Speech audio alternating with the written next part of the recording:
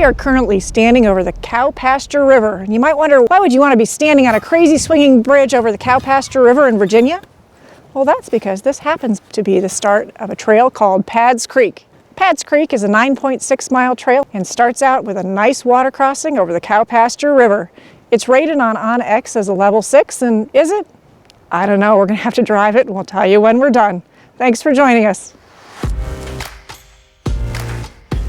While we were setting up cameras and getting ready to do this first crossing, we actually had a local gentleman stop by, and he was picking something up out of a mailbox here and started to talk to us and gave us some good advice on depth of the river. And apparently on the second crossing, he advised that we stay to the left on the second crossing, because if you go too far right, there's a drop off and you can get really deep really fast. So it was really nice that he stopped to chat with us, and he was supportive.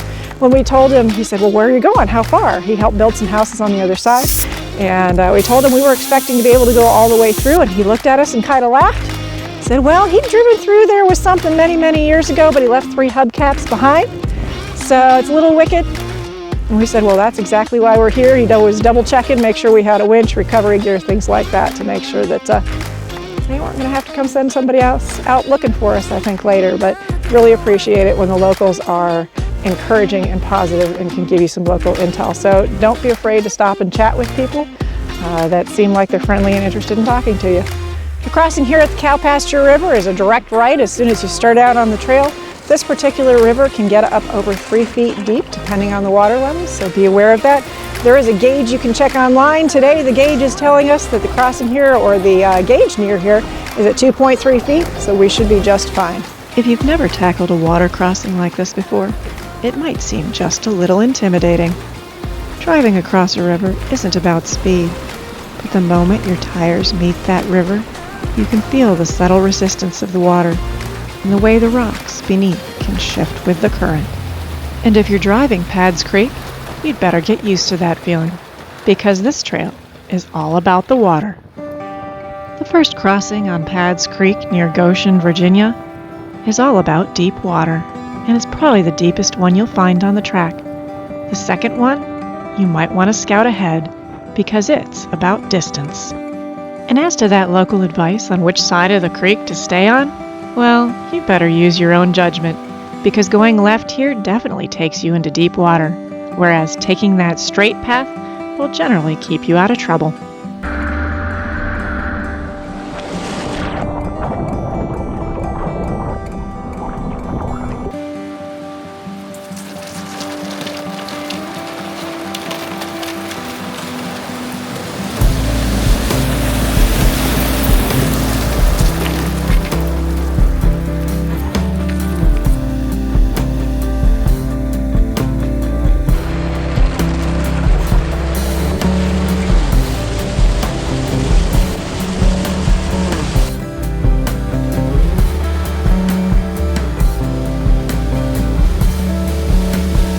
Driving through extended water crossings like this is always a lot of fun. But in the winter, when there's that little skiff of ice on top, and you can hear everything crunching and crackling beneath you, that's even better. What'd you think of those, Bill? That was pretty neat. I was just looking at our video where you're blowing up the kayaks. You could have used that to float across and film. Instead of getting my feet wet? Yeah. There you go. Should have filmed that part where you're wringing the water out of your sock just now. Oh man, well at least it's only one sock. Once you reach the other side of those first 2 water crossings, you might be completely taken off guard by the number of modern-looking houses on the other side. Not to mention, this is an easy, graded, maintained track right along the railroad. But don't worry, it doesn't stay that way long.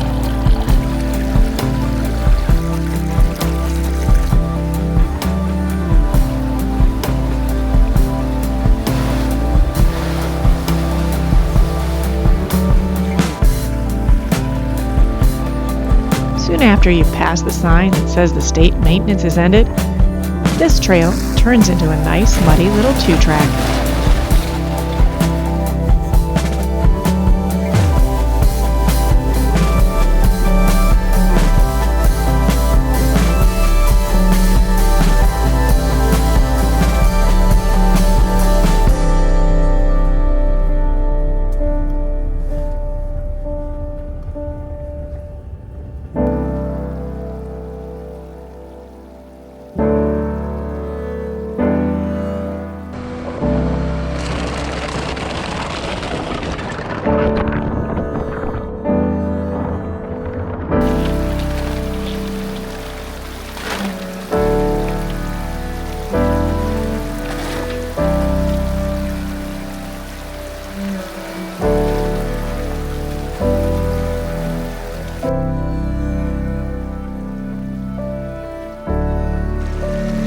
Can you tell I'm a little crazy? I mean, I'm standing in a creek, it's freezing, there's ice, and it's halfway up to my knees, and my feet are cold.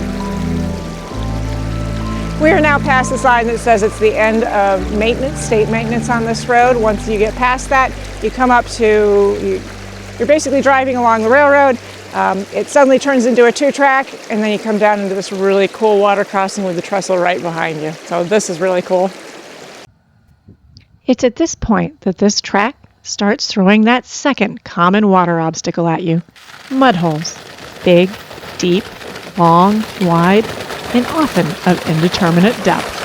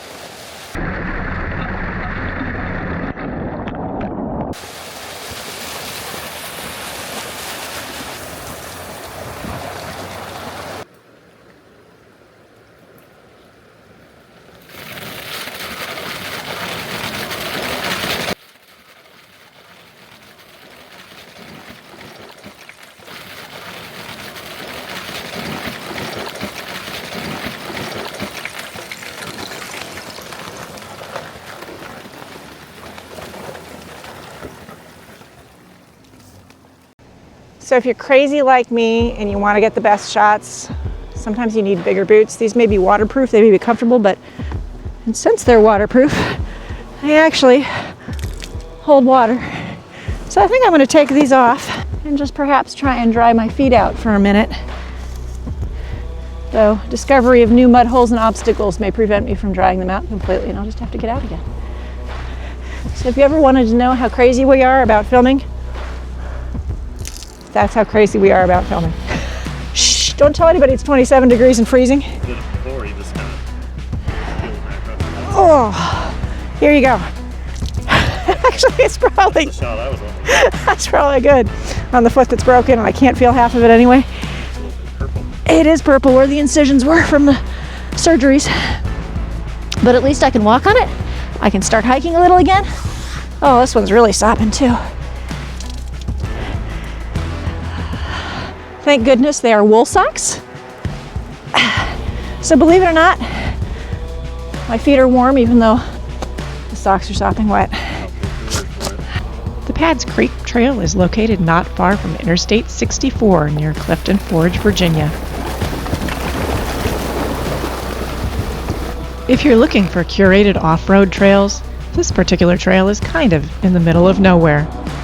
So you might be wondering, how in the world did Bill and I end up here? Well, that's pretty easy. We were headed to Virginia anyway, and this particular route stood out as one of the moderate blue routes amongst a whole bunch of green. The description of deep water crossings and level 6 obstacles also caught our attention. Bill and I could also find no popular YouTube videos on this particular trail, so of course we wanted to go and explore this beautiful place so we could show it off to everybody else.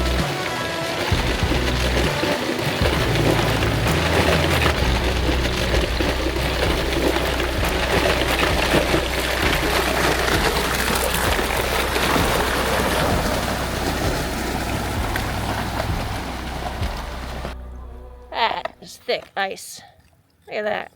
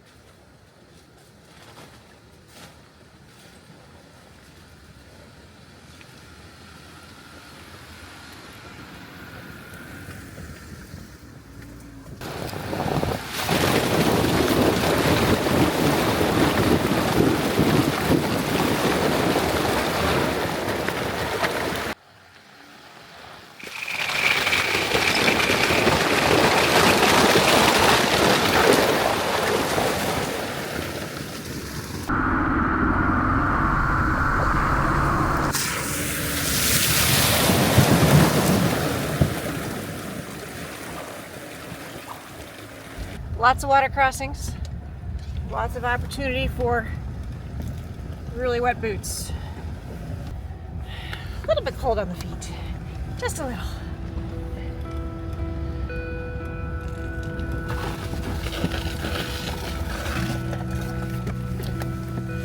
But still a lot of fun. Neat little trail.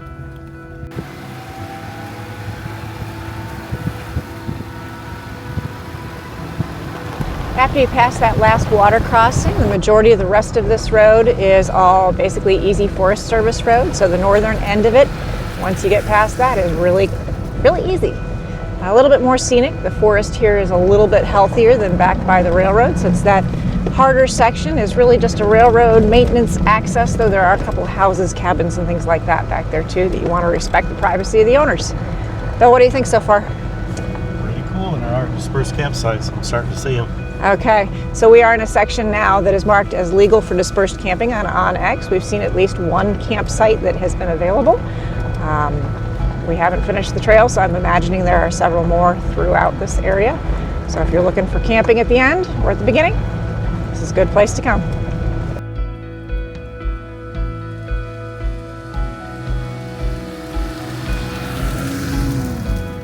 We just pulled into another campsite because I noticed something pretty beautiful down on the creek.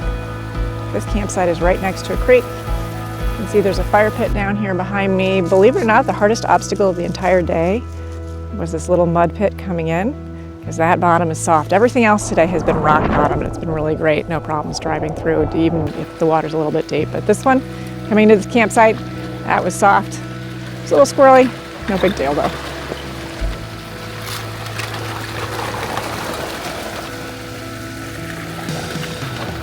We're finding a lot of nice campsites on the northern section where it's an easy road. A lot of them right on the creek, a lot of them right on little waterfalls.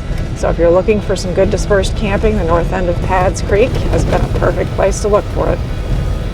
The day Bill and I drove Pads Creek, the most challenging obstacle was probably a moderate level 4. But the water levels could drastically change that up to that level 6 rating. If you're looking for wilderness, you may not find exactly what you're looking for here. But if you're looking for the challenge of repeated water crossings and mudholes, this is a fun drive. We are now at the north end of Pads Creek. This has been a really fun little trail. I know it's only 8.5 miles, but you've got some really nice dispersed camping when you get down a little bit on the easy part.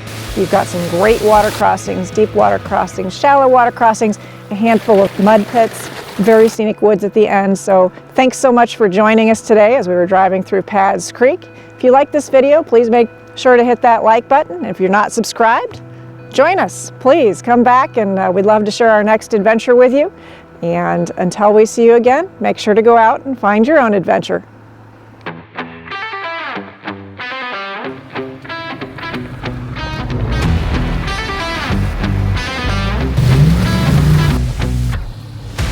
Thanks so much for watching. If you enjoyed this video, please make sure to hit that like button.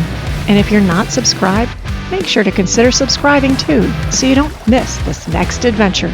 Because next time, we're going back to the Virginia Adventure Trail. A couple of months ago, we were blessed to spend 3 days on the Virginia Adventure Trail with its creator, Will, from Defiant Off-Road. So it's about time we go back and finish the rest of it. We hope to see you then.